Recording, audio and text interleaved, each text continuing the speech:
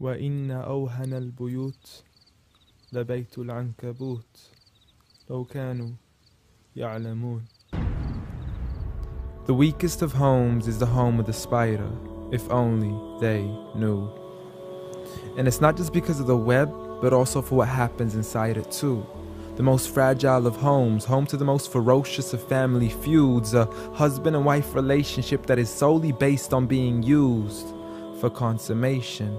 See, as soon as they finish mating, the wife would then consume the body of her own husband. It's disgusting, and so can the children be too. See, as soon as they mature, they would chew upon their own mother as a source of food. It's sinister, it's crude. I don't want to imagine it, but it's true. And such the examples that are used, not because God can be cruel, but for God to prove that the weakest of homes are those in which the inhabitants are abused. See, marriages are meant to bring happiness, and the home is a refuge of tranquility and comfort to all those who walk through. And if you ever do happen to fall into disputes, you must learn to understand that the marriage isn't always about you. Rather, it's learning to live together as one, although we are still living together as two. In a home where everybody knows that they belong, with love, kindness, and mercy, so we could all just get along, and there's no need for fighting every time something small goes wrong. Because you can't build a home upon violence and then expect it to stand strong. I mean, what kind of man would harm his wife in the darkness of the night, leaving her to bleed as he scars her for life, having to cover up her bruises as she tries to hide them from sight?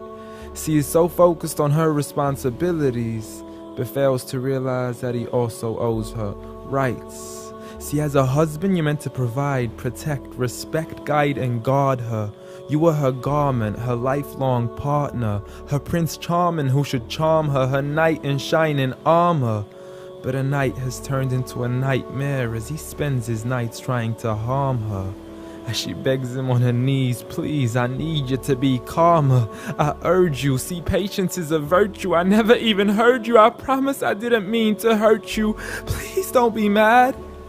And please don't let the kids see, cause it's not right for a dad. It's sickening, it's sad that such scenes are happening in reality within the homes of so many broken families. It's a calamity that we forgot what the meaning of marriage is. Did you forget that the best of you in character is he who is best to his wife?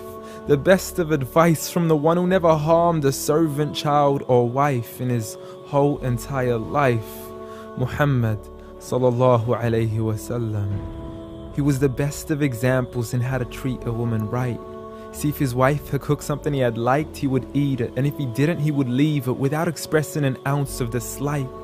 He would even refuse an invitation to food until his wife had also received an invite, and he would help around the house too, just to make her workload light. He was the pinnacle of being polite.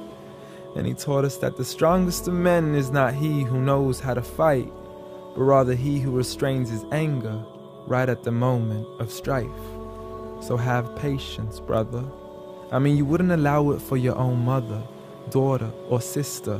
You wouldn't bear to watch another man punch and kick her, so the next time you even think to cause her trauma and hit her, you need to understand that she too is another man's mother, daughter, or sister.